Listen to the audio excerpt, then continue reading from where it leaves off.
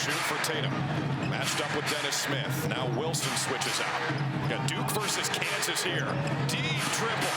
Oh, yeah. And then he casually talks to Russell Wilson. You see that? Because I know I was right in front of your face. I don't know what he said, but it was smooth. He said, I'm unlimited. Jayson Tatum feeling like Mr. Unlimited tonight. Another throwdown. Timeout, Brooklyn. This is a Boston massacre here at Barclays. All right, 41 points, 14 rebounds for Jayson Tatum. Celtics get the win, 118-110. What's up? Welcome to Celtics Postgame Live. Tom Giles, Eddie House.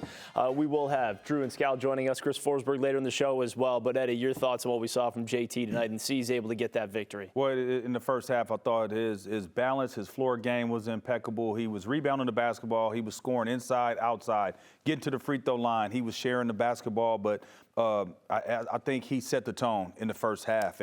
And that first half pretty much put us over the top. I mean, I don't think we played particularly well in the third quarter. We turned it over 6 times, but we took care of the basketball in the first half. JT had a night, and they were able to get this win. So now you just recalibrate and get ready for tomorrow. Yeah, there was a 15-point lead at halftime for the Celtics. They led by as many as 23. You saw Brooklyn tighten things up a little bit there in the fourth quarter, but again, that's when your best player comes through. Jayson Tatum, and that's when it was really him maximizing on the boards as well. I mean, the 14 rebounds, I think that was just shy of a season high. 41 points, that's the third most he scored this year.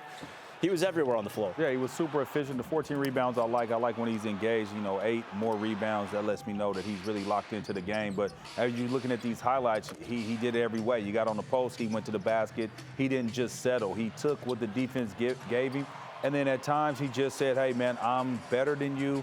I'm feeling it, and I'm going to go to work. And it worked out for him tonight. I mean, that's pure.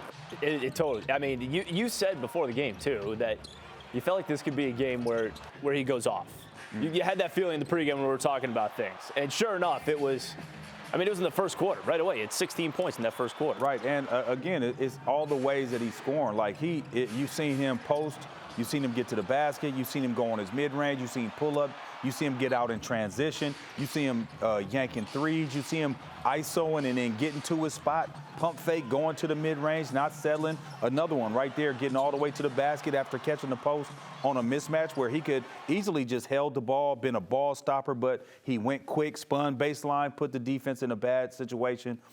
He was just clicking on all cylinders. And Brooklyn, they're 11 games below 500. I get that. But, the Celtics need to win this game without Kristaps Porzingis, keep things going on the road.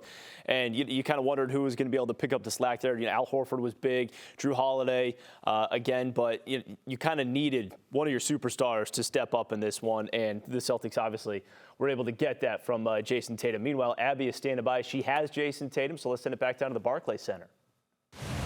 Jayson, the Brooklyn Nets would not go away. How did you guys close this game out? Just responding to that run. I say it all the time. NBA players are good. They're going to make shots. It's just our job to respond, and I think we did a good job of that. In the end, you finished with 41 points, but 31 in the first half in 19 minutes. What keyed that for you? I got some easy ones. I got out in transition. I got some free throws. I got some kickouts on open threes. So I was just in a good rhythm. And then in the second half, how were you able to impact the win in other ways? Kind of being a decoy sometimes. I knew, I had 31. They were going to guard me differently. So, trying to get assists, hockey assists, move the ball, try to manipulate the defense. I'm also supposed to ask you what you said to Russell Wilson after you hit that long three in the third. I ain't say nothing to him. I said something to my other friend over there, Mr. Morgan. That's a good friend of mine, so I was just talking to him. Is that who'd your jersey end up with? So I gave my jersey to Russell Wilson and then Sierra's son. He said he was a big fan, so I gave it to him. That sounds fair. Finally, you guys have won 6 straight on the road. What do you like best about the way you're playing? Just that we take it one game at a time, right? We approach every day as we're trying to get better, regardless of who's out, who we're playing. 2 o'clock game, 7:30 game. We try to approach each game the same way. Jayson, thank you. Congrats. Thank you.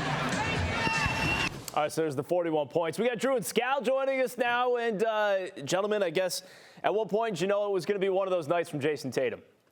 Well, Giles, Scal just had his shirt off, and he put it back on really quickly before you guys came to us. Man. Nobody needed to see you in Mexico yet. I would be like, yeah, and I just got it going really early. Hold it in. Hold it in, set it really straight up. By the way, I would give my jersey to Sierra as well. That's who he was giving the jersey to, not no, the kid. Mr. Wilson. You didn't listen. The kid. No, I listened. Okay. Mr. Unlimited, by the way. Yeah, what is that? Oh, no, Mr. Unlimited? No, who is that? You've never seen that video of Russell Wilson? No. He's like, I need a new nickname. How about Mr. Unlimited? Unlimited? I'm unlimited. You've never seen that? No, I didn't see that. Right. I need to watch more commercials. You want to tell you about the game? Is this us, or are they going to ask us questions? I don't know. I think it's us. Giles sort of asked us a question. So how about when did you know that this was going to be one of these good nights? I told you, anytime Tatum gets easy baskets, he's going to go off. It's simple. He gets wide open layups. He gets like you turn it over and Tatum gets like a dunk in the open court, or even that post up where he shoulder turn dunk.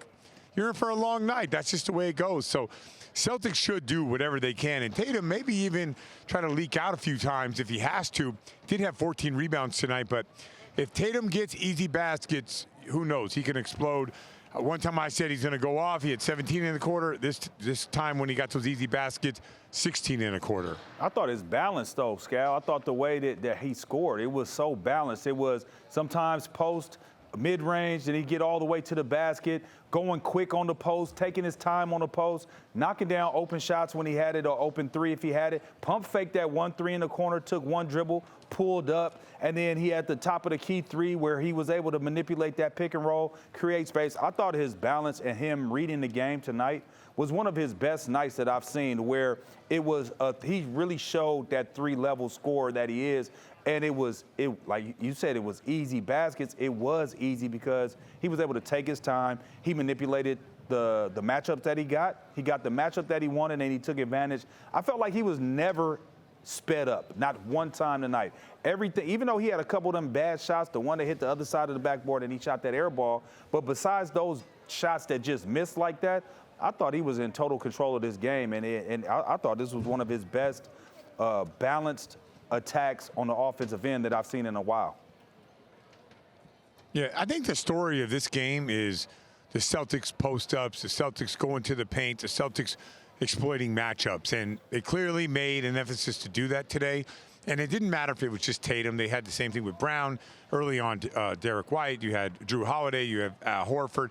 Everybody was doing work on the post. So very, very balanced game today. And all you hear from, if anybody's going to criticize the Celtics, they usually say, shoot too many threes, not enough offensive balance. And today, I think they showed it. And by the way, usually their biggest mismatch is Kristaps Porzingis. He's usually the guy who scores their most post-up points, and he wasn't out there tonight, and they still dominated in the paint. 20 of their first 23 points tonight, Giles, in the paint. Clearly they were attacking. Yeah, quite effective, quite efficient as far as that goes. Scal, enjoy. Come back. He already out of here. He was out of here at halftime. Man. You kidding? I already see him getting tan. First thing smoking, Eddie. First thing smoking. I know you own it.